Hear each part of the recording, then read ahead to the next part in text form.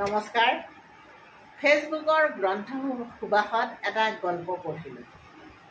পূৰ্ণিমা শইকীয়া গগৈয়ে এটা ধুনীয়া গল্প লিখিছে, 1 মিনিটৰ গল্প। গল্পটোৱে মনটো চুই গ'ল। সেইকাৰণে মই ভাবিলোঁ আপোনালোক যিসকলে গল্পটো পঢ়া নাই, গল্পটোৰ কাহিনীটো মই আপোনালোকক কৈ দিওঁ। তেখেতে যি ধৰণে লিখিছে এজ ইট ইজটো মই মুখস্থ কৰিব নোৱাৰোঁ, কিন্তু কাহিনীটো মোৰ মনত সোমাই গ'ল, গতিকে মোৰ ভাষাৰে মই কাহিনীটো আপোনালোকক কৈ দিছোঁ। তাত মাত্ৰ 2জন মানুহৰে নাম তেওঁ লিখিছে, শাহুৱেক পুণ্যলতা আৰু সৰু বোৱাৰী শেৱালি।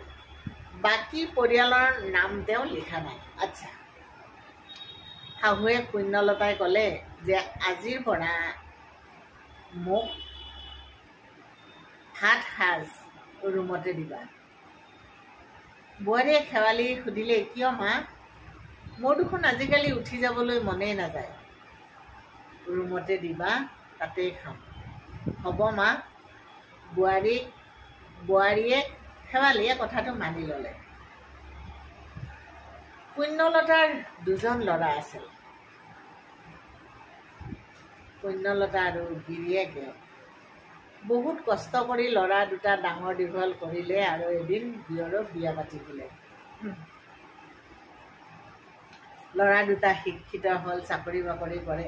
গতিকে দুয়োটা ল'ৰাই চোতালৰ দুইফালে 2টা ঘৰ বনালে। মাক দেউতাকে ভালেই পালে। নিজৰ সন্তানৰ উন্নতিত সকলো মাক দেউতাকে ভালেই পায়। নতুন ঘৰ 2টা লৈ পুতেক বোৱাৰীয়েক গুচি গ'ল। ডাঙৰ পুতেক বোৱাৰীক এটা ঘৰলৈ আৰু সৰু পুতেক বোৱাৰীয়েক অন্য এটা ঘৰলৈ।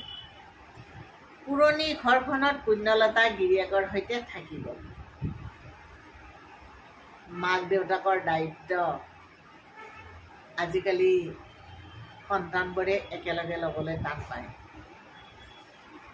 গতিকে এই যে অমিতাভ বচ্চনে এখন চিনেমা কৰিছিল, হেমমালিনী আৰু অমিতাভ বচ্চন, চিনেমাখনৰ নামটো আহে আৰু যায়। ঠিক তেনেকৈ ভাগ হ'ল তেওঁলোকৰ মাক দেউতাক। তেওঁলোকে যেনিবা এঘৰকে ৰাখিছিল ইয়াত, আৰু মাক দেউতাকক, মাকক চাব সৰু পুতেকে, দেউতাকক চাব ডাঙৰ পুতেকে। তাৰমানে দেউতাকে খাব ডাঙৰ পুতেকৰ ঘৰত আৰু মাকে খাব সৰু পুতেকৰ ঘৰত। গতিকে সেইমতে গা পা ধুই দেউতাকে ডাঙৰ ল'ৰাটোৰ ঘৰত খাবলৈ যায় আৰু সৰুটোৰ ঘৰলৈ খাবলৈ যায় পুণ্যলতা। বৰ বেয়া লাগে। আৰু এদিন দেউতাক লাহে লাহে যাব নোৱাৰা হৈ আহে। সুধা ভাতকেইটা যেতিয়া ৰুমতে দি থৈ যায়, পুণ্যলতাৰ তেতিয়া আৰু সৰু পুতেকৰ ঘৰলৈ গৈ খাবলৈ মনটো নাযায়। গিৰিয়েকক সুধা ভাতকেইটা খুৱাই তেওঁনো মাছে মাংসে কেনেকৈ খায়। আৰু সেয়ে সৰু বোৱাৰীয়েকক ক'লে, ভাতকেইটা তুমি ৰুমতে দিবা। অন্তৰস্পৰ্শী পূৰ্ণিমা শইকীয়াক বহুত ধন্যবাদ। হাৰ্ট টাচিং গল্প আৰু বাস্তৱৰ ছবি এইখনে।